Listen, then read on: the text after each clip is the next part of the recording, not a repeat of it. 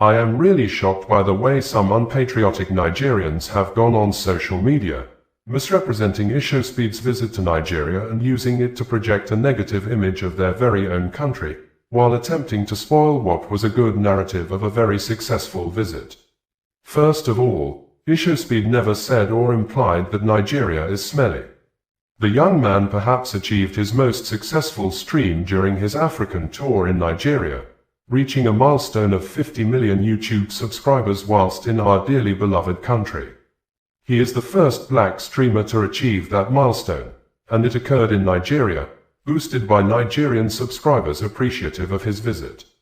What these few unpatriotic Nigerians, who have a grudge against their own country, fed by a separatist agenda, have done is take a screenshot of a particular stream where Mr. Darren Jason Watkins Jr. made a face for a few seconds, which he often does all over the world, upon citing something interesting and peculiar.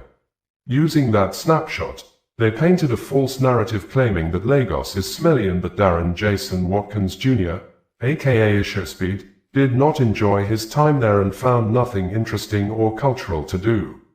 Sadly, their claims have gone wildly viral.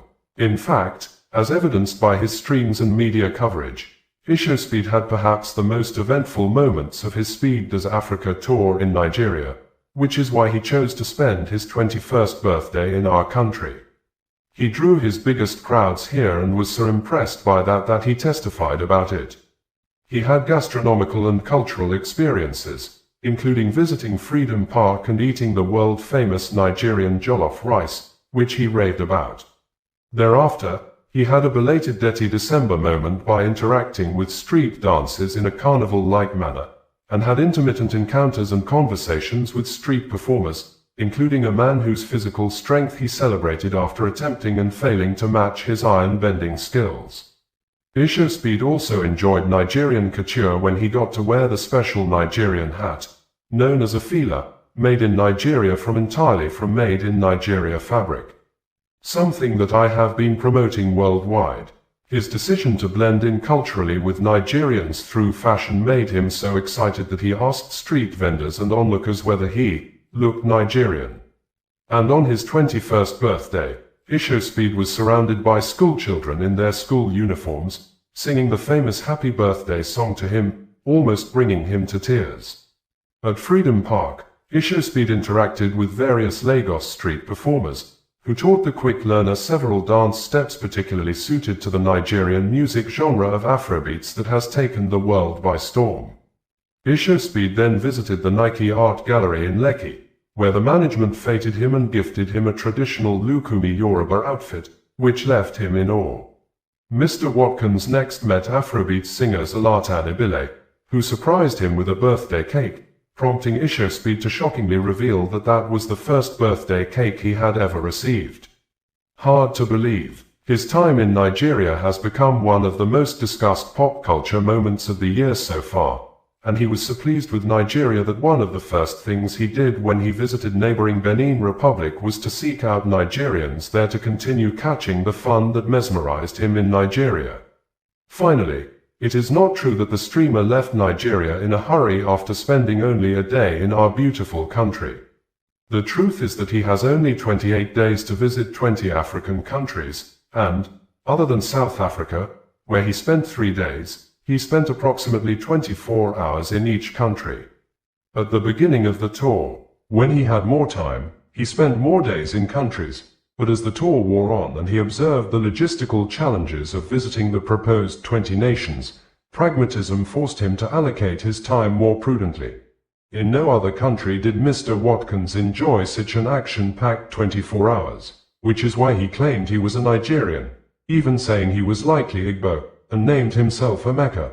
From the above, it is clear that the narrative crafted by some unpatriotic Nigerians and blown out of proportion by fellow Africans who do not understand Pan-Africanism is nothing but a pathetic lie told by people who have already failed in their unfortunate attempts at setting the United States against Nigeria and are desperate to reignite their negative agenda for Nigeria after seeing the Trump administration cooperating with our great country instead of invading it.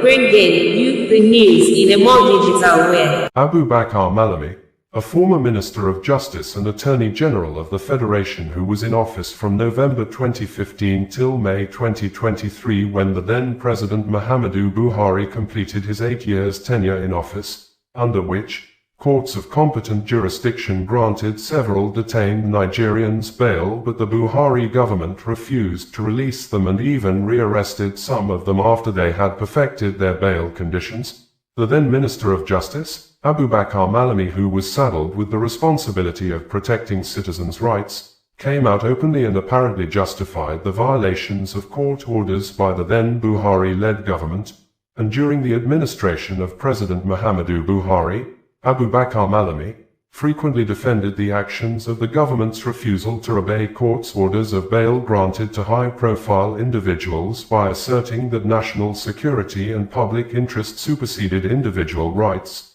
Some of the high-profile individuals included Colonel Sambo Dasuki, the former National Security Advisor in the era of President Goodluck Ebele Jonathan, who was held for 4 years from December 2015 to December 2019. Despite being granted bail by at least 4 different Nigerian high courts and the ECOWAS court, he was repeatedly rearrested by the Department of State Services, DSS, immediately after fulfilling bail conditions. Sheikh Ibrahim El-Zakaki and his wife Zina, detained from December 2015 until they were released in July 2021, were refused bail after federal court declared the detention illegal in 2016 and ordered their release by January 2017, but the government under which Abubakar Malami was a justice minister did not comply, until they were eventually acquitted of all charges by a Kaduna State High Court in 2021. Also, Omiyele Sowore, an activist and a journalist who is the founder of Sahara Reporters News Media, remained in DSS custody for several months in 2019 despite fulfilling bail conditions set by Justice Ijeoma Ojukwu.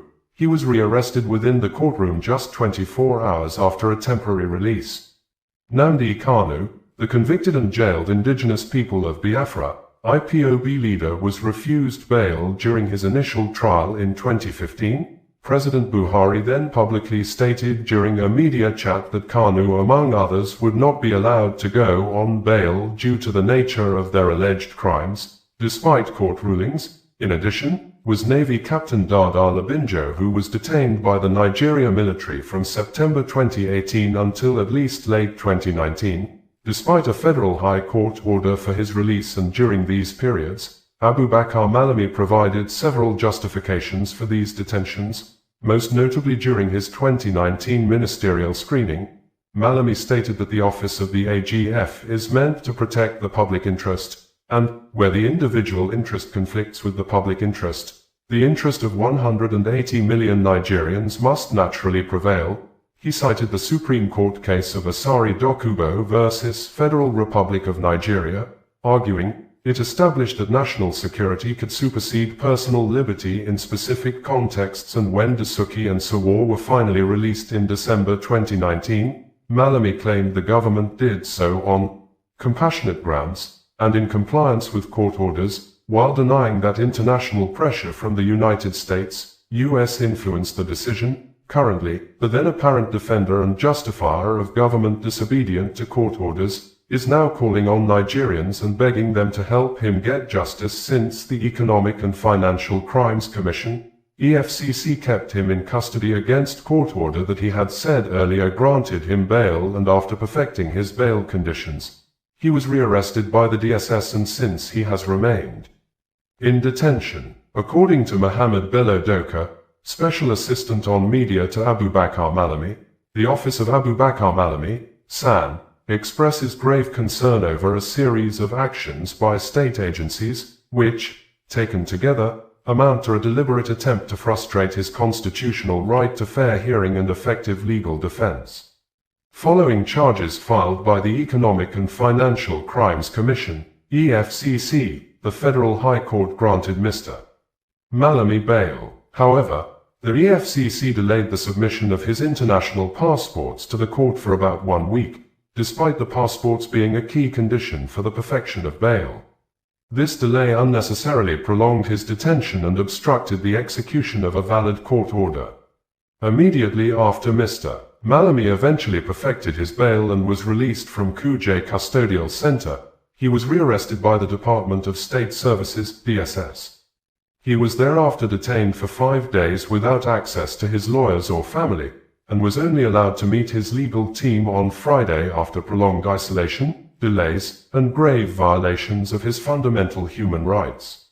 This detention occurred at a critical time when Mr. Malami was required to prepare and open his defense in an EFCC interim forfeiture proceeding before the Federal High Court. Denying him access to counsel during this period directly impaired his ability to consult, prepare filings, and give instructions, amounting to a clear frustration of due process. This sequence of events clearly suggests a pattern where arrest precedes investigation, with evidence sought after detention, an approach that is a blatant violation of the rule of law and constitutionally guaranteed rights. It is deeply troubling that the DSS appears to be adopting a similar practice of arrest, detention, and then evidence gathering. The office stresses that bail granted by a court must have meaning. No agency should be permitted to neutralize judicial orders through coordinated delays, rearrests, or denial of access to legal representation. Such actions undermine the authority of the courts and pose a serious threat to fundamental human rights. Mr. Malami remains ready to defend himself fully in court and in accordance with the law, and calls on all state institutions to respect court orders, constitutional guarantees, and the rule of law. In earlier press releases issued by Mohammed Bello Doka, Special Assistant on Media to Abubakar Malami, SAN in December 2025, the Office of Abubakar Malami, SAN, former Attorney General of the Federation and Minister of Justice, formally alert the Nigerian public and the international community to the brazen, contemptuous, and lawless conduct of the Economic and Financial Crimes Commission, EFCC, in its handling of matters concerning Mr. Malami, following the clear and unequivocal court order granted by the High Court of the Federal Capital Territory, Abuja, on the 23rd of December 2025, admitting Abubakar Malami, SAN, to bail on already fulfilled conditions. Officials of the EFCC were formally served with the court process. Rather than comply with the authority of the court, the Commission refused to accept the court-backed letter, chased away the bailiff, and insisted on the continued detention of Mr.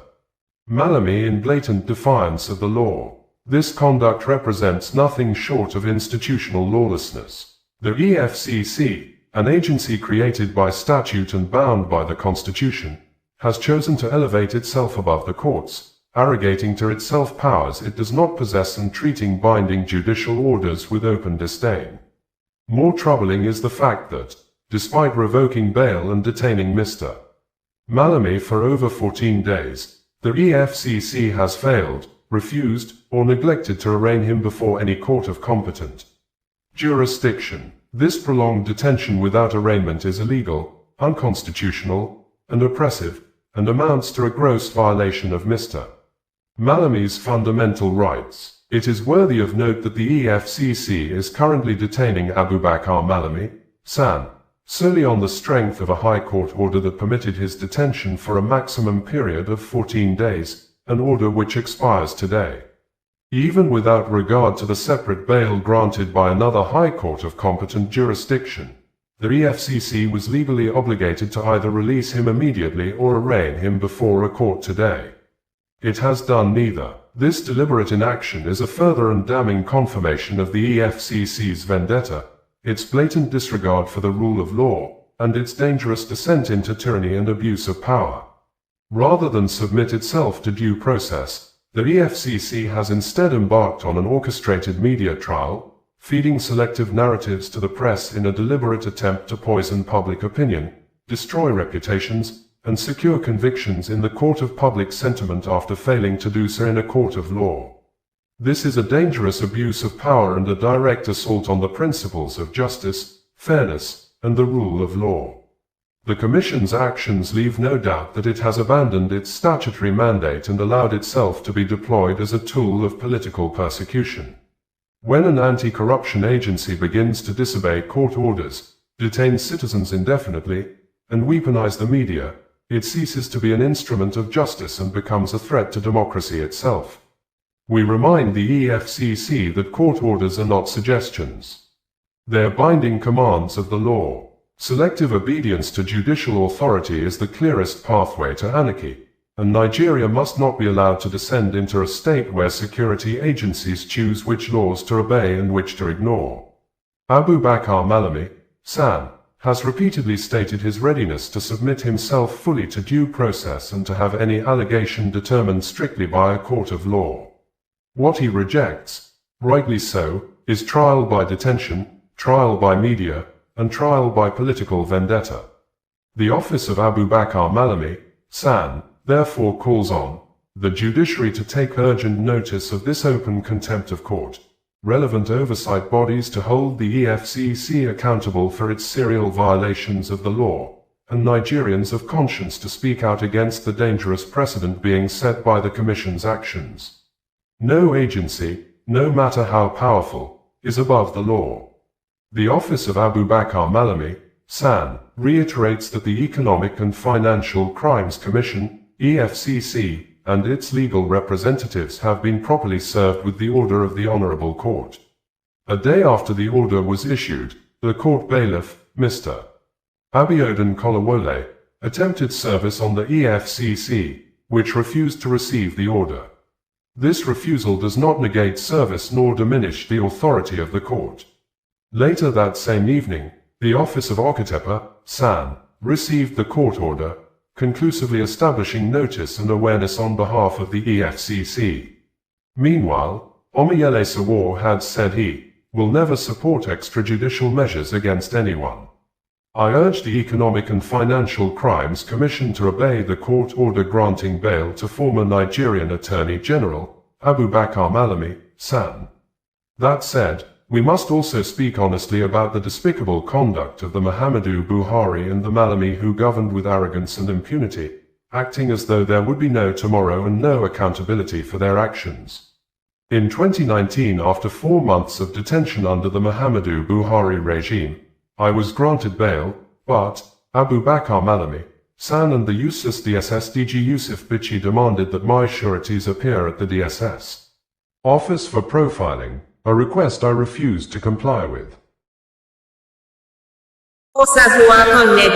Bringing you the news in a more digital way. Nigeria military authority has confirmed the death of 5 soldiers and 1 police officer in an ambush launched by terrorists on Monday at Gidan Wagni area of Zamfara state. The incident may be a reminder of incessant cases of high rates of Nigeria losing its soldiers and other security operatives in ambush, especially as observed as a worsening situation in the year 2025, with the ambush of army barracks and killing of the men of the Armed Forces of Nigeria, AFN, by terrorists in large number began as early as January 2025.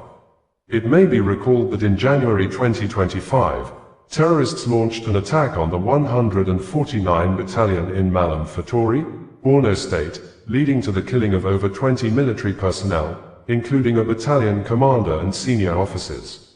Within the first quarter, a careful review of news reports showed that more than 100 Nigeria soldiers were reportedly killed in the first quarter of 2025 by terrorists, mostly in ambush. In June 2025, terrorists' attacks on 3 army bases in central and northwestern Nigeria resulted in the killing of at least 17 soldiers. And in September 2025, a major ambush on the Baga-Maiduguri road was reported, where at least 40 soldiers were killed and 65 went missing. While in October 2025, at least 4 soldiers were killed in a Boko Haram ambush in Borno State, while another encounter in Kumshe resulted in 1 soldier killed, and by November 2025, the Nigerian army confirmed the death of Brigadier General Musa Uba and 2 other soldiers following an ambush by ISWAP terrorists near Wajiroko town in Borno State, which some local media reported that several soldiers were killed during the ambush. Even some of the local media stated that those who escaped the ambush, like the Brigadier General, were traced and killed by the terrorists apparently after hours of no rescue or prompt reinforcement by the Nigeria military authority. According to Captain David Adewasi, the media information officer of Operation Fansanyama. The 5 soldiers and the police officer were killed while the troops were returning from a successful operation and responding to a distress call of terrorists' attack in a community in Zamfara state. In his words, Captain David Adewusi said, "Troops of Operation Fansanyama, OPFY, Joint Task Force Northwest, have demonstrated exceptional bravery, professionalism, and resilience following a terrorist ambush along the Bingi-Keken-Waje Gusau Road in Zamfara State on the 19th of January 2026. The ambush followed a series of successful offensive operations conducted from 17 to the 19th of January 2026, when troops of Sector 2 OPFY, in conjunction with the OPFY Mobile Strike Team and DIA Tactical Support Team, carried out coordinated raids, ambushes, and fighting patrols across Birnin Magaji and Anka areas of Zamfara State. During these operations, 3 suspects, Isia Kwakwatawa, Ibrahim Dan Musulu, and Makau Lambagoma, were arrested, while 4 terrorists were neutralized and others fled into the forest. Items recovered included 1 PKT machine gun, 5 AK-47 rifles, 3 AK-47 magazines. Other items are rounds of 7.62 mm special ammunition, Baofeng radios, 3 motorcycles. While returning from these operations and responding to a distress call on a terrorist reprisal attack, troops of OPFY Combat Team 1 came under attack by terrorists at Gidan Wagni while en route to Keken-Waje.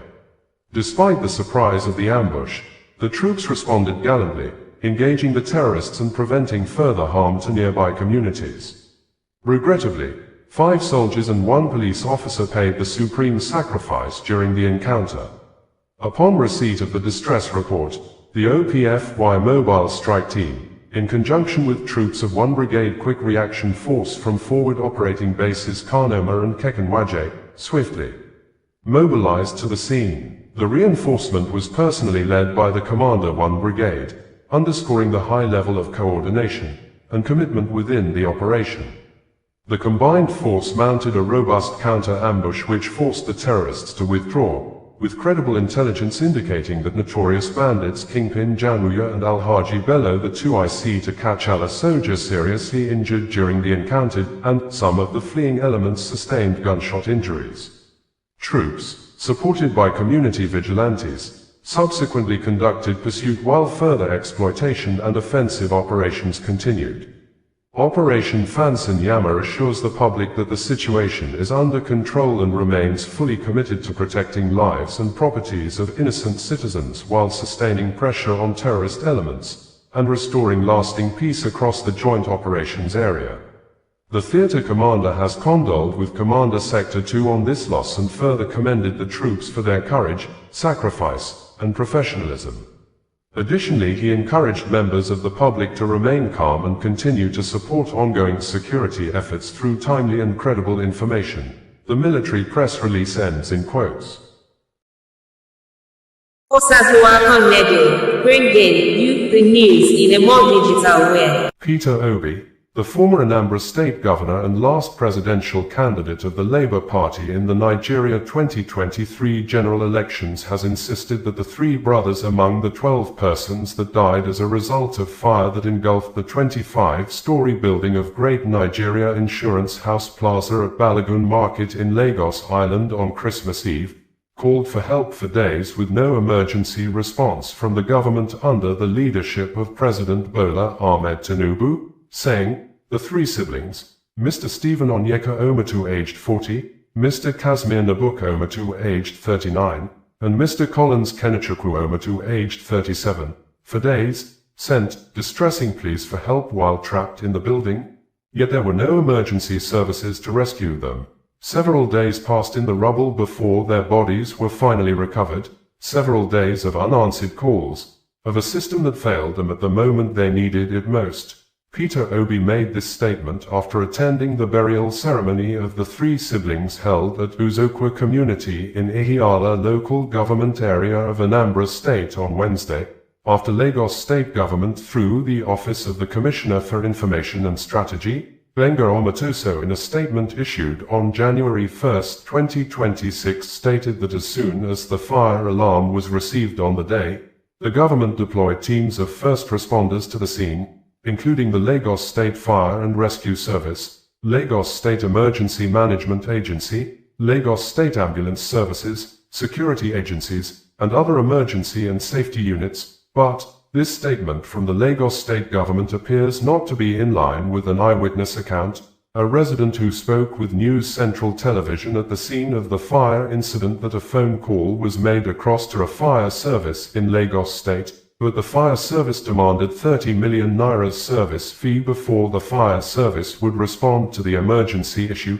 The resident added that if the fire service had responded on time, the entire building would have been saved, probably with no life lost, because the fire was only at a single floor when the fire service was called. According to Punch newspaper, the three siblings died after being trapped inside the burning high-rise building in Lagos, an incident that shocked residents and reignited concerns over fire safety and emergency response in the country. According to family sources, the intensity of the inferno made rescue efforts impossible, and only ashes were recovered for burial. The burial brought grief and sorrow to Ihiala community, with residents praying that their souls find rest and that their family finds strength to pass through this trying time.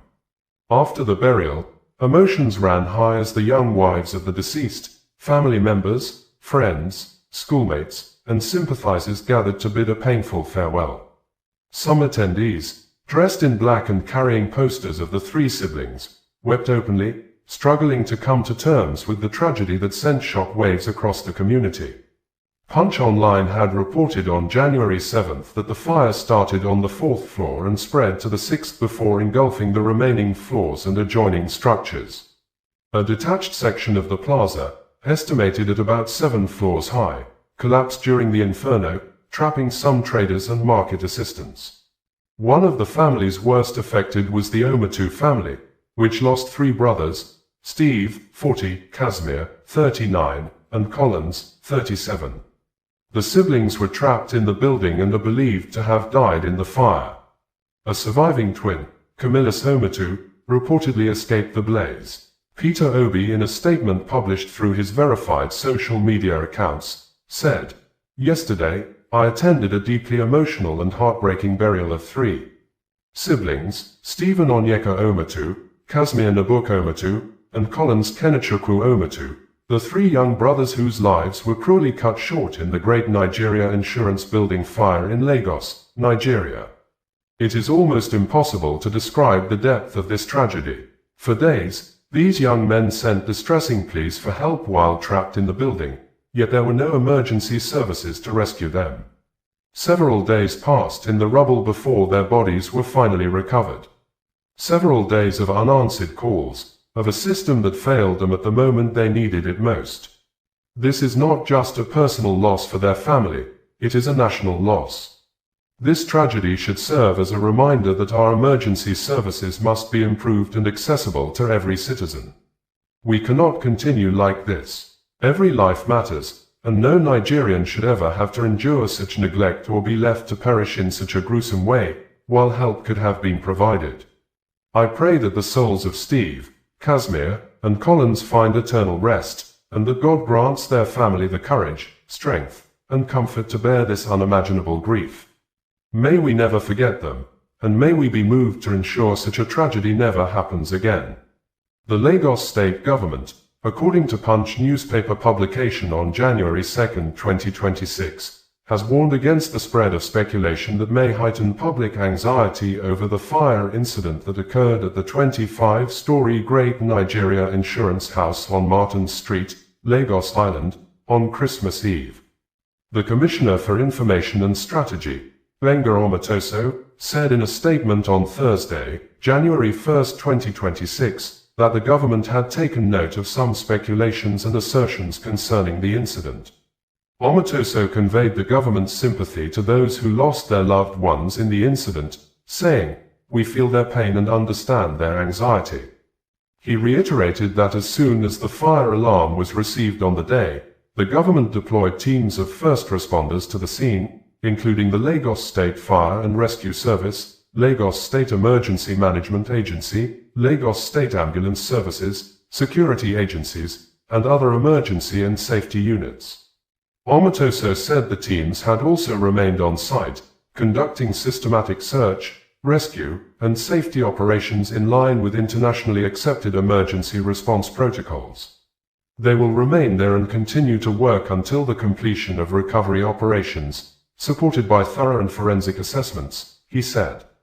Giving an update on the incident, Omatu said, as of this morning, the total number of victims is 8 males, including a fireman, rescued with varying degrees of injury and taken to the hospital. 3 males and 2 females who sustained minor injuries were administered first aid and thereafter released at the scene. 1 adult female was extricated dead from the rubble, 2 adult males were extricated, and 3 persons were burnt.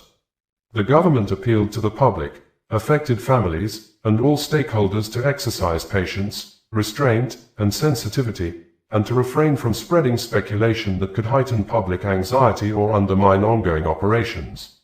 In addition to the numbers of death, the National Emergency Management Agency of Nigeria, NEMA, on January 11, 2026, said it recovered 4 more burnt bodies from the scene of the fire incident.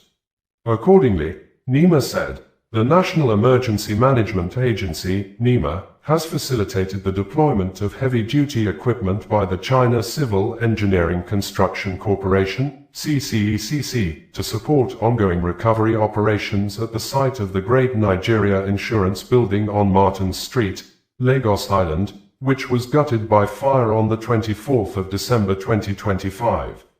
The multi-agency rescue and recovery operation remains complex due to the precarious structural condition of the 23-story building. However, significant progress has been recorded with the controlled removal of debris and the recovery of 4 bodies from beneath the rubble. NEMA is providing technical and operational support to ensure safety at the site while facilitating the deployment of CCECC equipment for controlled excavation and debris clearance. The excavation and debris removal operations are being carried out under the close supervision of the Lagos State Emergency Management Agency, LASMA, the Lagos Waste Management Authority, LAWMA, and other relevant response stakeholders. 4 burnt bodies were recovered from the rubble, properly documented, and handed over to the Lagos State Environmental Health Monitoring Unit, SHEMU, for onward transfer for forensic identification and dignified handling. The incident perimeter remains fully secured by the military, police, and other supporting security agencies, with barricades in place to restrict unauthorized access and ensure the safety of emergency personnel and the public. Meanwhile, a strategic coordination meeting was held involving NEMA Lagos Operations Office and key stakeholders, including the Honorable Commissioner for Special Duties and Intergovernmental Relations, Lagos State, Mr. Benga Oyerand, the Special Advisor to the Governor on ArcGIS and Urban Development, DRIVE, Olajide Babatunde, and the Chairman of the Community Development Association, CDA. The meeting focused on detailed planning of ongoing operations, including a phased approach to safe excavation, structural integrity assessment, controlled demolition, and eventual site rehabilitation. All activities at the site remain under the authority of LASMA and the Lagos State Government, with NEMA providing technical and operational support. Meanwhile, a Catholic priest, Father A. James, in a tweet on X social media platform on January 6, 2026, talked about the Omatu family and stated in quotes that there were 7 orphans in one family, 2 girls and 5 boys. One of them is a priest, Father William Omatu.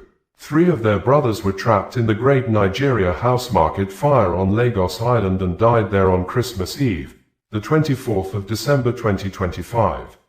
They did not die because it was inevitable. They died because, in Nigeria, life has become cheap.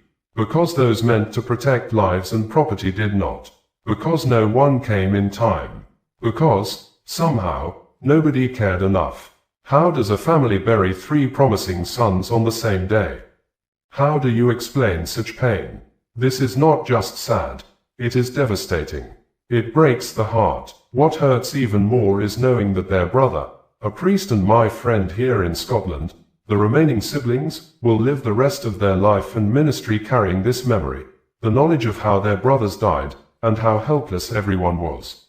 May Nigeria not happen to any of us, in Jesus' name. I pray that the Lord grants this family the fortitude to carry a grief this heavy. May the souls of Stephen, Casimir and Collins rest in peace. Amen. On January 9, 2026, Father A. James also tweeted and said, I just came off a call with Father William Omatu, the brother of the 3 siblings that lost their lives in the Lagos market fire, and he told me they could not recover the bodies of his brothers. They were left only with ashes. In fact, he showed me the ashes he had just collected from the site. This is painful and heartbreaking. He told me that about 100 people died in that building. What a tragedy. I cannot imagine what it feels like for him and his remaining siblings at this time, but I pray that God will see him through. Amen. Please keep them in your prayers as they travel for the burial. I'm a living witness, and my friend are also selling business in this plaza, so very close to this place.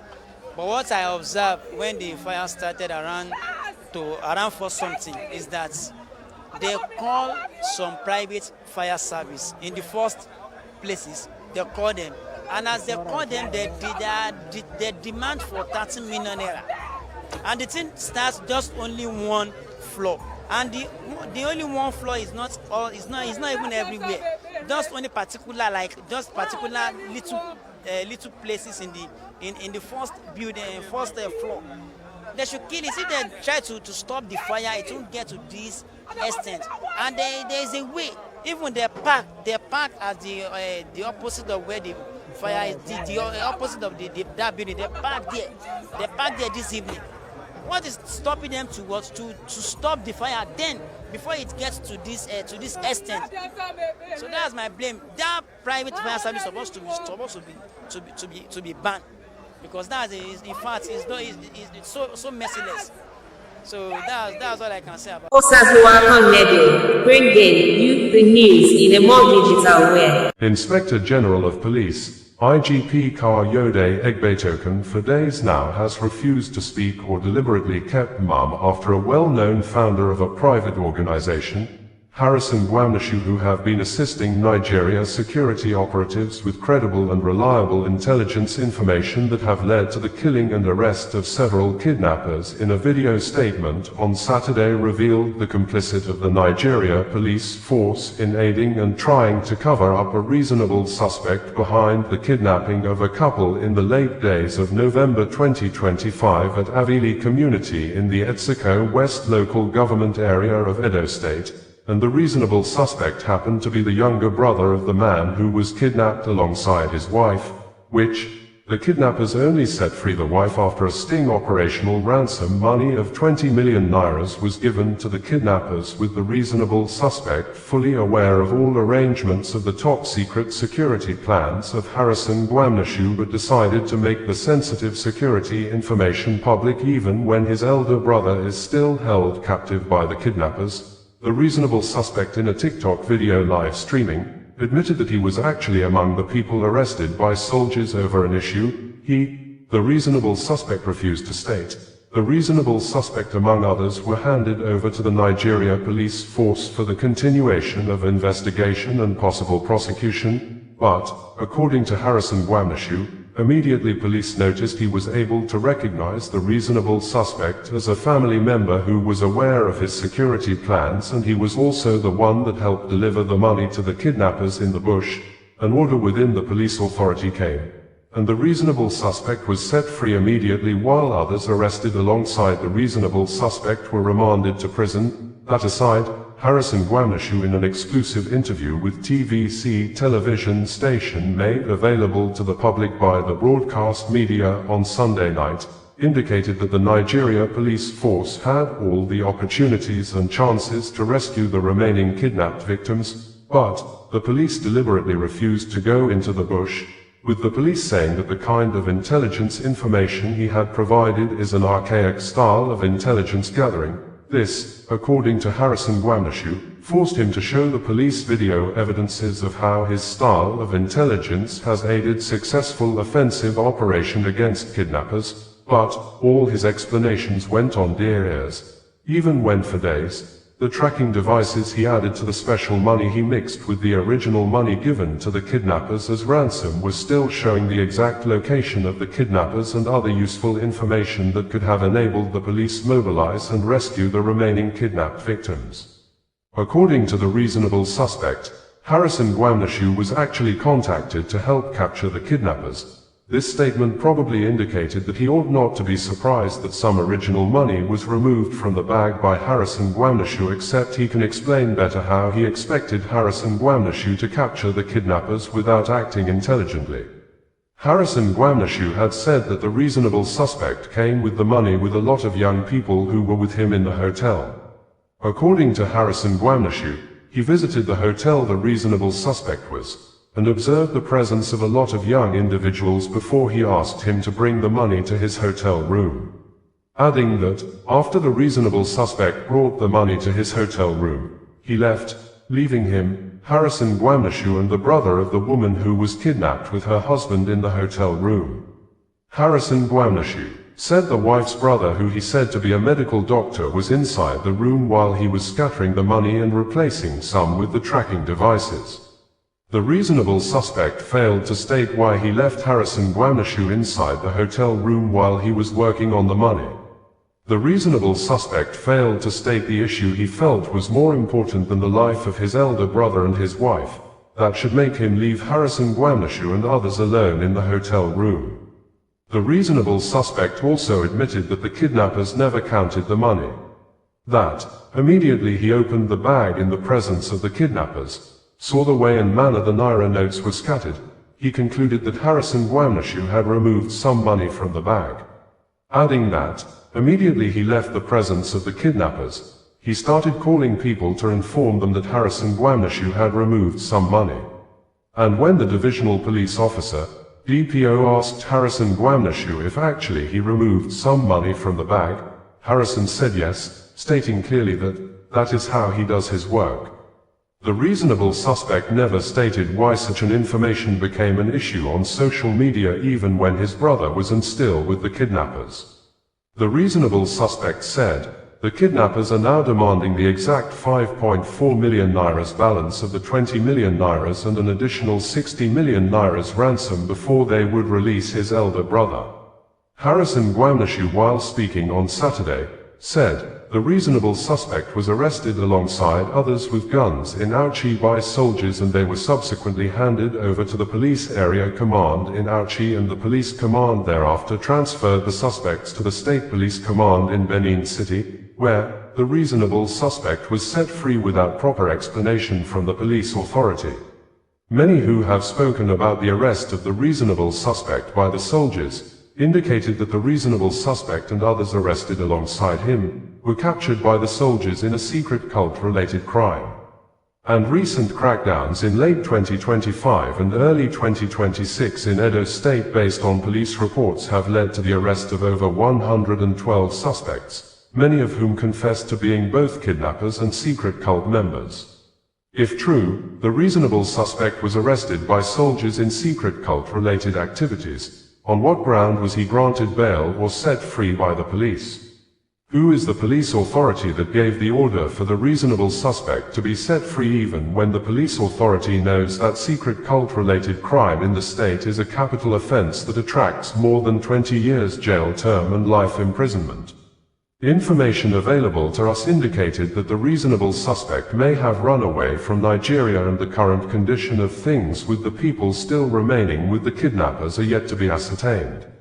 We had reported that Harrison Gwamnishu, the founder of a registered private organization assisting the Nigeria security operatives with credible and reliable intelligence information that have led to the killing and arrest of several kidnappers in the West Africa country, especially in the South-South geopolitical zone of Edo and Delta states, in a video statement issued via his verified social media account a few hours ago, has said that the family member and a brother of the kidnapped couple who worked with him and his team to deliver the prepared sting operational 20 million naira's ransom to the kidnappers has been arrested alongside his gang members with guns, but, according to Harrison Gwamashu, immediately the Nigeria police force noticed that he could vividly recognize the suspect as a brother to the kidnapped couple. The Nigeria police force quickly released the suspect and charged other members of his gang arrested in Auchi to court, even when the kidnapping involving the suspect's brother and wife is generating more reactions after the wife was set free by the kidnappers while the husband, who is the suspect's brother, is still held in captivity till date by the kidnappers, since both were kidnapped in their home at Avili village in the Etsuko West local government area of Edo State in late days of November 2025. As I wait, I drop the money from the speaker, I started to come the money. First time the Ghana must go. Immediately I will put that Ghana must go. I miss the money does scatter. From there, I felt like something went wrong, something happened. As in, something come up for your body. So understand, another spirit entered my body. Like, you see, I said they transfer the money. Yes, yeah, fear went out from my body. These people. Like, man, I just pray no one else get to express something like this because it's not a nice story to tell. Yeah. You understand? They bring one come outside and I go carry the money. As I carry the money, I just say the door scatter. Bro, how I want to cut money with door scatter? They don't already speak Hausa. Ni Nigeria Hausa, me I speak Hausa, they speak Yoruba. You understand? They were speaking Hausa, but I kept them deaf ear. You understand? They call yours, they do their thing. Like they speak, they crack on, they speak Hausa. Before you know, a few minutes later, they go break my brother wife from outside. They break her from outside. The one asked that one and say whether I know me. As he won't talk, I spoke my language at once. I say, Vuno, which means shut up. I didn't hear you they talk. Who you be? I know you. After that, when I deny finish, he say the other guy where they speak English, where they speak Hausa, where they speak English, I mock them. Outside everybody speak English. They don't already collect my phone as at that moment. They say make I remove passcode. I tell them my phone gets security process. If you are going to put your passcode, it's going to leak secrets. They call who the phone. They call they look me. Then the other one call them and say this money no complete. Now why I say they are got the verse the paro? They like this now. Say they will release only my brother wife. Give me. Say they release only my brother wife. Say they will cut that money. Say that my brother and I go cut that money. But if they cut and say the money complete, they will call us. They will, sorry, if the cut say the money complete, they will give my brother transport to come meet us for house. But if the cut say no complete, they will call us to break the balance. Okay. They call my brother wife say me follow me. Guess what? My brother wife say no go. He said no go leave the husband for bush. I hold that one hand. I drag on. As I drag, I say enter motor. As we enter motor, they give me my phone and my SIM card. I put that back beside my phone. Now I begin to call my friends, they report give police. What you have to do. Okay, now you can call Z004. Yes, I call. No, as we reach, they'll call you accused Z004. Say me provide that receipt. Because if they don't see RC, now Z004 now. RC run away. So Z004 we know that Z004 RC take on. Yes. Well, they not be RC go deliver the money. Okay, but wait a minute. RC no go bush oh. RC no go bush oh. RC no go bush oh. RC no enter bush oh. Good, we don't understand this one. For Nigeria, they listen to you now, so and I want really ask RC no go bush oh. RC enter the bush oh. RC no go bush oh. RC no go bush oh. Mona no let her the brainwash you now. No go bush oh. RC go enter the forest. Alice no go bush. Alice no go in bush. So, what be the real motive why una invite Harrison before? What is the motive? Was, yes, he was going to deliver the money to the kidnappers by himself, and he's going to help to capture those kidnappers. Okay, yes, now I understand. Now why? Now what the carrier come at those states? We say how much they go pay. He said they no go pay him. He said na free work if they do. He said they no go pay him. We no pay Alice 5 naira. Even the hotel where Alice lodge. Z04 called me, say, see how much it take lodge the hotel. Now Z04 tell me say pay for the hotel. Even the food where Alice eat for the hotel, Z04 now I pay. He called it tell me say see how much the food. Even barbecue where Alice eat for the hotel, everything, the rice and stew where he eat. I was not able to eat at that. I was not able to eat at that moment. Alice eat twice. Now Z04 pay, but Z04 called it tell me. Z04 now tell us, no worry, if my brother come outside, I will pay you. Easy. Now from when we reach Now where we reach hotel, we no see Harrison. Police call, all of us go police station. And from police station, they call Harrison. Took like 20 minutes before Harrison come. As Harrison come, now call the hitman hand for people. Harrison must provide money we carry. Before Harrison, the DPO of the police station call Harrison say, did you remove money from the money? He say yes. Bros, now from there my body call cool. I call hold my head. I say, sir, what did you say? You remove money, Harrison? As the person asked, how much did you remove? He said, I have no idea. Immediately, the DP of the police ordered that the hotel should be closed. Nobody should enter or go out from the hotel. Then he ordered some of his men to follow, I think, RC's boys to the hotel, to the room he lodged. Now, the hotel room, now they for retrieve that 5.4 million naira. Cash. The money was brought to the DPO's office. I have the video when RC was explaining. 2. As at 11 p.m., we're still at the police station that day, 11:30. So some of my friends are here, they are aware of this issue, this whole thing. Now, so what's the situation of your brother now in the bush? Bro, the craziest thing is that since where RC got involved, when they felt arrest RC where those kidnappers up to the court. Later, they start to the call us, they start to the call. Because I was arrested, something has happened, I was arrested, I won't lie. Yeah. So I can't be like, no, be me for they make the course. And my brother, and the wife, and my brother, wife, they in charge of the course. And even when they go do meeting with RDC for state CID, where they say, they continue to negotiate with the kidnappers. Because the kidnappers now call they say, they break 60 million naira. Plus another 5.4 million naira will no complete. 5.4 million naira will be their balance, where RDC remove for the first initial 20 million naira. You understand? It could be 65,400,000. But later on, the kidnappers cost me every 50 million naira. So since then, those kidnappers know they negotiate. So RDC and a lawyer now, they want me will come on like all do videos, say RDC no thief, RDC, all those things that happen and misunderstanding. They will go to the police station, go to DPP and withdraw the case. Because the case is still there. The case has not been dismissed. RDC was just released conditionally. So this is where RDC got involved in this case. The case has worsened more. About to come to that. Exactly. We saw that he went ahead to say that the man is still in a very critical condition and the family is now selling the man's property. Is that true? Harrison, would you confirm that? I wouldn't know if the man is in critical. I wouldn't know if the man is in a critical condition. No, I mean the property, the selling of the man's property, that the family reached out that they need to now sell the property. That's true. Someone, a friend reached out to them, a friend of mine reached out to them and said the woman, the wife to the man reached out to a friend, somebody who is close to me, and said the kidnappers reached out. They are demanding for so stuff. Can you people assist us? And the man was angry and said, because the man already advised them before now at the police that keeping Harrison in the cell is not going to resolve this matter. The Harrison can assist you guys in getting this guy out. Yeah. Because while I was in the station, what went to the bush was he showing us the exact location where this guy found. But the police refused to act on it. So okay, the police didn't want to act on it, but they knew where the location was. They refused to. Yes. So what would be the reason for that? I don't know. But the police was just hammering on prosecuting me for God knows. I don't know. Even till now, I'm here to understand why they were so much. I believe because of my years of advocacy on police brutality and extortion. Maybe that's the reason why. All right. So the man reached out to them and said, the woman reached out to them. The woman reached out to the man and said that they wanted assistance. The man said, Harrison's name has been destroyed on social media space. We only came to him. And they also acknowledged the family of the man and the woman acknowledged that I only came to assist them. Okay, fine. How will you assist? And the man told them, fine, this man's name has been destroyed on social media. You people have to, after he rendered assistance, you people have to still go back to the media and tell them the role I played in this whole matter. Yes. And the woman was recording every conversation she had with the man, which they sent to VDM, and VDM posted it. So imagine the kidnappers listening to that conversation. To such things. What will happen?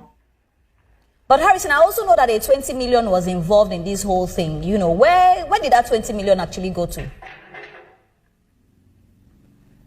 Yes. Yeah, Harrison, can you hear me? It went to the kidnappers. Did you give it to them directly? Yes, I can hear you. Did you give it to them directly? No, I don't pay ransom to kidnappers. The family went in and gave the money to the kidnappers. So the family met with the kidnappers? Yes, the kidnappers, it's give and take. They don't drop it somewhere and move. No, you bring the money and give them in their legs while they are there with you. They will confirm the money and then you move. They release the person and give to you. But on this one, the money was not counted to know if it's below 20 million or above 20 million. This is the point you must note. This same guy you see here. This is the point. The money was not counted to know if it's above 20 million or below 20 million. But what went into that forest was 20 million naira. Was 20 million naira went into that forest. Yes, that was what went into that forest. But you know, right about now. But there are things involved which I cannot say now. Exactly. Yes, I get it. Yeah. Yeah. So, but what went into that forest was 20 million naira went into that forest. And again, please, that man was not kidnapped alone and the wife. Another family were kidnapped too. A man and the wife was kidnapped. The man also is currently there with the man. The man family brought 20 million naira to the same kidnapper. The kidnappers took that money and they not also released that man too. So it's not just this man in that forest now. So now it's not just the man in the forest. Actually, there's another man in the forest as well. No, there's another man in the forest. The man was kidnapped with the wife and then a little child. The kidnappers noticed that the child was crying. They released the wife and the child to go. Yeah. They held the man. That man, the family also came to pay money, 20 million naira. They took the money that same day, that same night. But Harrison, with this whole thing, I'm worried that, you know, these families, you are saying that these families go and they see these kidnappers one-on-one. You know, I'm worried that if they know where they are, they see them, you know, that's very scary. Anything could have happened to these families. Why didn't the police take charge at any point of all of this? They have opportunity to have strike them. They have big opportunity. So the police had the opportunity to strike them? They had the opportunity. They said that my method was outdated. That was what they gave. I said no. I gave them videos and pictures of the recoveries we've made. Yeah. The videos, pictures of other of these kidnappers that they have been neutralized by the military. I don't neutralize. I don't do anything. With my team, we show them the tracks of these kidnappers using our device. That has been working for us. So sometimes the security will tell you I'm not part of the operation because they don't want to, you know, show their lapses to the world. So they will tell you that it's not part of the operation. They only give us intelligence. I'm part of the operation. I'm there at the forefront. I'm there with them. You came out and apologized. Bringing you the news in a more digital way. Harrison Gwamnashu, the founder of a registered private organization assisting the Nigeria security operatives with credible and reliable intelligence information that have led to the killing and arrest of several kidnappers in the West Africa country, especially in the South-South geopolitical zone of Edo and Delta states, in a video statement issued via his verified social media account a few hours ago, has said that the family member and a brother of the kidnapped couple who worked with him and his team to deliver the prepared sting operational 20 million naira's ransom to the kidnappers has been arrested alongside his gang members with guns, but, according to Harrison Gwamnashu, immediately the Nigeria police force noticed that he could vividly recognize the suspect as a brother to the kidnapped couple.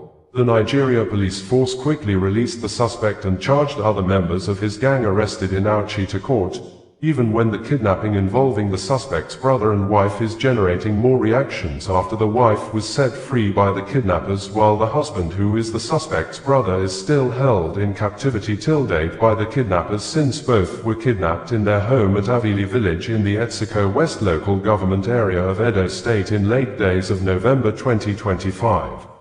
According to Harrison Gwamnashu, before the ransom money was delivered to the kidnappers inside the bush, the kidnappers made a phone call to the arrested and quickly set free suspect to give him the exact location to drop the money. He was surprised to hear one of the kidnapped victims, the husband, still with the kidnappers, begging his brother, who is currently seen as the suspect behind the kidnapping, to forgive him if he has done anything wrong to him. The pleading shocked him, but Harrison said he decided to act as if he never heard anything. Harrison Gwamnashu added that the suspect, he was the family member that raised the alarm that the ransom money wasn't complete, that That was the reason the kidnappers only released the wife and refused to set free the husband, stating clearly that everyone who participated in taking the money to the kidnappers affirmed that the kidnappers never counted the money. That even if the kidnappers had counted the money, he prepared the money specially by only scattering the tracking devices on the dummy Naira notes that looked like original Naira notes in a manner that made the whole money complete. The family member who delivered the ransom to the kidnappers and some of his gangs were arrested with guns in Auchi by soldiers. The soldiers handed them over to Auchi Area Command. Auchi Area Command transferred them to Anti-Cultism Unit SCID Benin, and along the side, an order came that the boy should be released. Other people with him were charged to court and sent to prison. Same boy was with us in Auchi and knows our plans. I told the police my story. My statement is with the police. They did nothing. Continuing, Harrison Gwamnashu stated verbatim thus: "Good afternoon, my name is Harrison Gwamnashu. While I was in custody in State SID, Benin, at the CP's office, CP was in that meeting, the Chief of Staff to the Governor was in that meeting, the CSO to the Governor, Chief Security Officer to the Governor was in that meeting, the Commissioner for Security and Public Safety was in that meeting, the head of investigative team was in that meeting, the family members were in that meeting, the wife of the man kidnapped was in that meeting, his brother was in that meeting and other parties were there. My lawyer was in that meeting, and then a friend of mine who lives in Benin was also in that meeting. And the family pleaded. They said that nobody should ever post about this matter on social media until the matter is resolved. I accepted. When I left the police custody, I did not say anything about it. They have been the ones now going around telling people things that never existed. And they're now posting on social media. People are now changing, posting narratives and the rest of it. Now, number one, this guy you see on the screen, this guy, this is the family member that went to drop the money to the kidnappers. He was aware of the arrangement. The arrangement was that, now, look at, when I was in Asaba, they said the kidnappers demanded for 50 million for both of them, the husband and wife. And they were able to raise 20 million naira. Now, the kidnappers now told them that with 20 million naira they will release only the woman. That was what they told me while I was in Asaba. Later, they said the kidnappers accepted to collect 20 million naira for the both of them.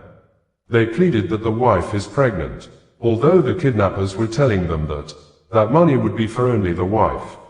Later they said the kidnappers accepted to collect 20 million naira. Why I was invited was not to go and give the kidnappers money. No, it was for me to fix something in the bag of money they are taking to the kidnappers. This is not what I am supposed to say on the social media space. But, now, it is time for me to say it the way it is. So that anywhere it is going, people will know the true fact of the story. So that they will stop believing one-sided story. And when I got into Auchi, this same guy you see here, they brought the money to my hotel. I first of all went to their hotel. They were crowded. Young boys were there. They now came to my hotel. While in my hotel room, they left somebody, a doctor, who is a brother to the woman. He was sitting there in my room. I did my job perfectly. The bag was sealed up for them to take it to the kidnappers in the forest. Now, before they moved to the forest, the kidnappers called. And he answered the phone, which was the last pickup, for them to give direction where they're coming. The man in the bush, the man with the still held in the bush, was begging this guy. The doctor was there. The doctor, the brother to the woman, was sitting down there. My driver was there and other people were sitting down there. The man in the bush was begging the brother, this one, begging this guy. He said, "Please, if I have wronged you before, forgive me. If I have done something to you before, forgive me." And he began to beg him. A beg. Now, me and my wife are here. You know, my wife, a beg. If I have done you wrong before, I begged, forgive me. I begged. He was begging this guy. Then, the phone hanged up. I asked him, why was your brother begging you? He said, I get previous transaction. I said, "Hey, it's okay, no problem. I just do as if it didn't even go in my head. Nothing happened. I just left it." So, they carried the money to the bush. And when they got to the bush, they said, the kidnappers did not count the money to know whether it is above 20 million naira or below 20 million naira. If they have counted that money will be 20 million naira, because what we did was what we are supposed to do. They only saw that the money was counted, but they did not count the money. It was this same guy, thank God he was there with my driver, who confirmed everything. It was this same guy that came out and raised alarm that it was what I did that made him to hold the guy. Now, listen, kidnappers, these kidnappers, we've monitored them for months, both in Delta and in Edo states. Now, they don't count money, 100,000, 200,000, they count in bundles. So, what we did was, they wouldn't have even noticed anything at all. They wouldn't have noticed anything at all. We did our job perfectly well and they took the money there. The money was not counted. Now, listen, now it was not only this man they went to release and the wife. Another family they kidnapped. This family they kidnapped. This one they kidnapped. They kidnapped this man, the wife and the husband. But, along the line, they released the woman and the child because the child was crying. The same family, this other family went also to pay ransom again to kidnappers too. And when they got there, the same kidnappers, when they got there, the kidnappers collected 20 million naira and they didn't release the man. So, both this one and this one were taken back to the bush and the woman was released. That was what transpired. So, while I was in custody in Benin, I saw young people. They arrested young guys, brought them to the cell. What happened? They said this boy here, this same person that paid ransom, they arrested him. He was arrested in Auchi, arrested them with guns, not only him, many of them. And suddenly, they released this guy, this same guy that went to pay this ransom, that the order came from the police that they should let him go. They released him, and I was in the cell with them. In fact, when they brought him to my cell, they quickly changed these people from my cell to another cell. Immediately, because maybe they knew that those guys, they know me. They changed them from my cell to another cell. I was surprised. Now, if you watch this video, you see what this boy is saying here. He said, look at him, celebrating when he was released. You like your freedom. Freedom is priceless. Yes, if you like me, I give you. No, but if you like me, I give you. At times for who? At times, I kill you. They did not charge this boy and other ones to court. This was the same guy who took the money to go and give the kidnappers. The same guy the brother in the bush was begging. That money was 20 million naira. 20 million naira was in that bag. 20 million naira. 20 million naira. If the kidnappers counted that money, at that first stage, it would count 20 million naira. But the social media issues, they now increase now.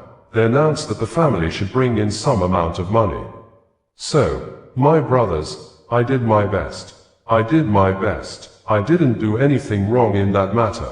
I did everything possible, but there are things I would still say. How the money, everything that happened, I would say it. Because if I say it, I think that ends my work too. I won't be doing anything for anybody again. But I have to clear my name. I have to clear my name.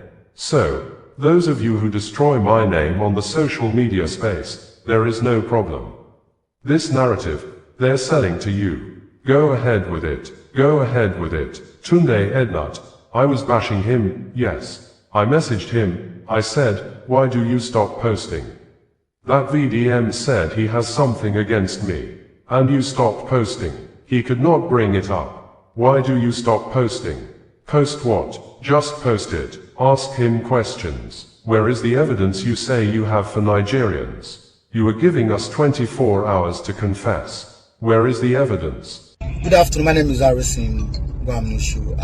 While I was in custody, State CID, Benin, at the CP's office, all right? CP was in that meeting. The chief of staff to the governor was in that meeting.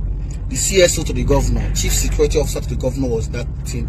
The commissioner for security and public safety was in that meeting. The head of investigative team, the CSP of Sage, was in that meeting. The family members were in that meeting. The wife of the man kidnapped was in that meeting. His brother was in that meeting. And other parties were there. My lawyer, Barrister Favor, was in that meeting. And then a friend of mine who lives in Benin was also in that meeting. And the family pleaded. They said that nobody should ever post about this matter on social media until the matter is resolved. I have said that. When I left the police custody, I did not say any pen about it. They have been the one now going around telling people things that never existed. And they're now posting on social media. People are now changing, twisting narrative and the rest of them. Now, number one, this guy you see on the screen, this is the family member that went to drop the money to the kidnappers. He was aware of the arrangement. The arrangement was that, now look at, when I was in Asaba, they said the kidnappers demanded for 50 million for both of them, the husband and wife. And they were able to raise 20 million naira. Now the kidnappers now told them that with 20 million naira, they will release only the woman. That was what they told me while I was in Asaba. Later they said kidnappers accepted to collect 20 million naira for the both of them. That they pleaded that the wife is pregnant. Or the kidnappers were telling them that money would be for only the wife. Later they said the kidnappers accepted to collect 20 million naira. Why I was invited was not to go and give kidnappers money. No. It was for me to fish in something in the bag of money they are taking to the kidnappers. This is not what I'm supposed to say on the social media space. But man, it is time for me to make it say the way it is. So that anywhere it's going, people will know the true fact of the story. So that they will stop believing one-sided story. And when I got into Awuchi, this same guy you see here, they brought the money to my hotel. I first of all went to the hotel. We were crowded, young boys were there. They now came to my hotel. While in my hotel room, they left somebody, a doctor, who is a brother to the woman. He was sitting there in my room. I did my job perfectly. The bag was sealed up for them to take it to the kidnappers in the forest. Now, before they moved to the forest, the kidnappers called and he answered the phone. It was a loudspeaker for them to give direction where they are coming. The man in the bush, the man still head in the bush, was begging this guy. If the doctor would be truthful, the doctor was there. The doctor, the brother to the woman, was sitting down there. My driver was there, and other people were sitting down there. The man in the bush was begging the brother, this one, begging this guy. He said, please, if I have wronged you before, forgive me. If I have done something to you before, forgive me. And he done, they beg you. I beg, now me and my wife, they here. You know, so my wife get belly. I beg, if I don't do you wrong before, I beg, forgive me. I beg. He was begging this guy. Then, the phone hung up, and I asked him, why was your brother begging you? He said, then get previous transaction. I said, I said, okay, no problem. It didn't even go my head. Nothing happened. I just left it. So they carried the money to the bush. And when they got to the bush, they said the kidnappers did not count the money to know whether it is above 20 million naira or below 20 million naira. If they have counted that money will be 20 million naira, because what we did was what we are supposed to do. Now, they only saw that the money was scattered, but they did not count the money. It was this same guy. Thank God he was there with my driver, who confirmed everything. It was the same guy that came out and raised alarm that it was what I did that made them to help the guy. Now, listen. These kidnappers, we've monitored them for months, both in Delta and in Edo State. Now, they don't count money, 100,000, 200, they count in bundles. So what we did was, they wouldn't have even noticed anything at all. They wouldn't have noticed anything at all. We did our job perfectly well, and they took the money there. The money was not counted. Now listen, Now, it was not only this man they went to release, though, and the wife. Another family they kidnapped. This family they kidnapped. This one they kidnapped. They kidnapped this man, the wife, and the husband. But along the line, they released the woman and the child because the child was crying. The same family, this other family went also to pay ransom again to kidnappers too. And when they got there, the same kidnappers, when they got there, the kidnappers collected 20 million naira and they don't release the man. So both this one and this one were taken back to the bush, and the woman was released. That was what transpired. So while I was in custody in Benin, I saw young people. They raided, they arrested young guys, brought them to the cell. What happened? They said this boy here, this same person that paid ransom, they arrested him. He was arrested in Awuchi. Arrested them with gun. Not only him, there are many of them. And suddenly, they released this guy. This same guy that went to pay this ransom. That the order came from the police that they should let him go. They released him. And I was in the cell with them. In fact, when they brought them to my cell, the same family, this other family went also to. They quickly changed these people from my cell to another cell immediately, because maybe they knew that those guys they know me. They changed them from my cell to another cell. I was surprised. Now, if you watch this video, you see what this boy is saying here. He said, "Look at him celebrating when he." You like your freedom? Freedom is priceless. If you like, then I give you. Nobody, if you like, don't use money to have freedom. Not all thanks to who? All thanks to you. Let me play it for you. They did not charge this boy and another ones to court. This was the same guy who took the money to go and give the kidnappers. The same guy the brother in the bush was begging. That money was 20 million naira. 20 million naira was in that bag. 20 million naira. 20 million naira. If the kidnappers counted that money at that first stage, you would count 20 million naira. But the social media issues, they now increase now the ransom that the family should bring in such amount of money. So my brothers, I did my best. I did my best. I didn't do anything wrong in that matter. I did everything possible. But there are things I will still say. How the money, everything that happened, I will say it. Because if I say it, I think that ends my work too. I won't be doing anything for anybody again. But I have to clear my name. I have to clear my name. For those of you destroying my name on the social media space, there is no problem. This narrative they are selling to you. Go ahead with it. Go ahead with it. Tunde not. I was bashing him. Yes, I messaged him and said, "Why do you stop posting?" That VDM said he has something against me, and you stop posting. He could not bring it up. Why do you stop posting? Post what? Just post it. Ask him questions. Where's the evidence you say you have for Nigerians? That even Harrison the 4 hours to confess. Where's the evidence?